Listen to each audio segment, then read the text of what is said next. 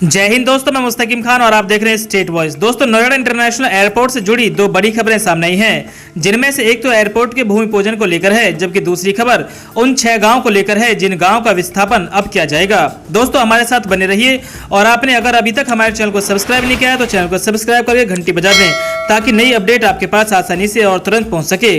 Noida international airport के भूमि पूजन का कार्य अगस्त महीने के आखिरी सप्ताह में होना था, लेकिन प्रधानमंत्री नरेंद्र मोदी के कार्यक्रम की तारीख न मिलने की वजह से भूमि पूजन कार्य टाला गया है।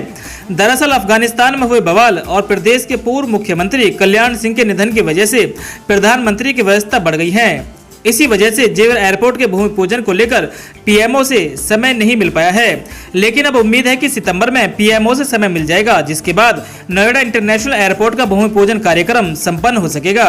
हालांकि जेवर एयरपोर्ट के भूमि पूजन को लेकर सभी तैयारियां पहले ही पूरी कर ली गई हैं, सिर्फ अब इंतजार है केवल प्रधानमंत्री कार्यालय से समय मिलने का, क्योंकि नोएडा इंटरनेशनल एयरपोर्ट के भूमि पूजन कार्य देश के प्रधानमंत्री नरेंद्र मोदी के कर कमलों द्वारा ही संपन्न होना है। यही वजह है कि अगस्त महीने के आखिरी सप्ताह में नोएडा इंटरनेशनल एयरपोर्ट के भूमि पूजन कार्यक्रम प्रधानमंत्री की व्यस्तता की वजह से टल गया है।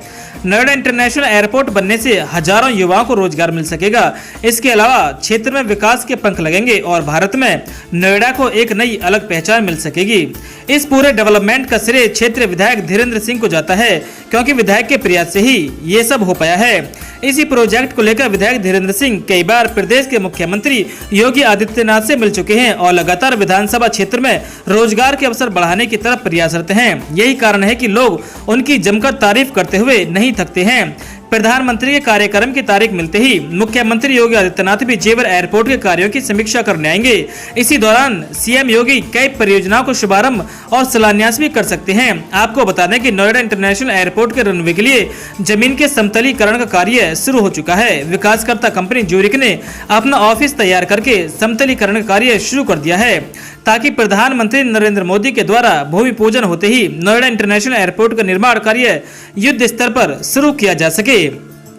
नोएडा इंटरनेशनल एयरपोर्ट के दूसरे चरण की जमीन अधिग्रहण के लिए सोशल इम्पैक्ट असेसमेंट किया जा रहा है।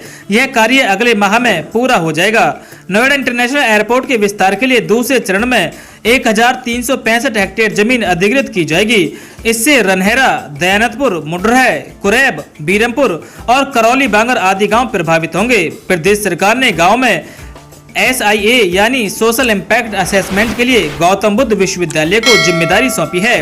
विश्वविद्यालय के प्रोफेसर वंदना पांडे और नोडल अफसर प्रोफेसर विवेक मिश्रा की अगुवाई में टीम ग्रामीणों पर जमीन अधिग्रहण के कारण होने वाले सामाजिक और आर्थिक प्रभाव का आकलन करने में जुटी हुई है।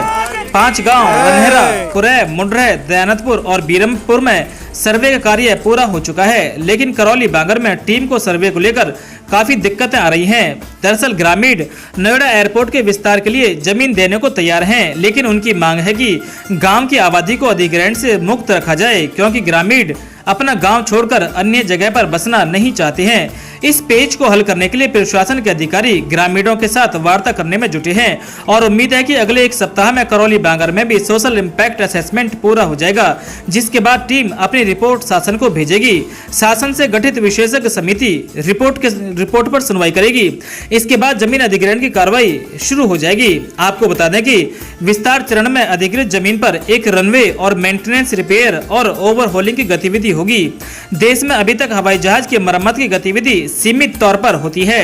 नोएडा इंटरनेशनल एयरपोर्ट को MRO के बड़े केंद्र के तौर पर विकसित करने की योजना है। इससे देश को विदेशी मुद्रा के रूप में कमाई और रोजगार का सृजन होगा। दोस्तों, आपने अगर अभी तक हमारे चैनल को सब्सक्राइब नहीं किया है तो हमारे चैनल को सब्सक्राइब कर दें, ताकि जेवर एयरपोर्ट से जुड़ी प्रत्येक खबर से आप लगातार अवगत रहें और हर खबर की जानकारी आपको मिलती रहे।